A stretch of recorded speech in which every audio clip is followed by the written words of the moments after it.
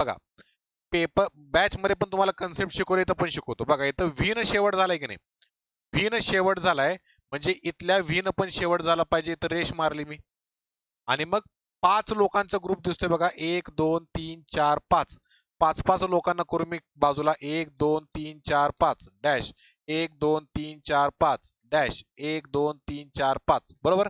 5 चा ग्रुप बनला. सुरुवात एल न होत आहे सगळीकडे. इथं पण एल येणार.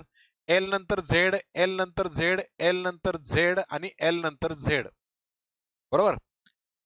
जर समजा इथं झेड नंतर एक्स असेल तर इथं झेड नंतर एक्स, झेड नंतर एक्स, झेड नंतर एक्स आणि झेड नंतर एक्स.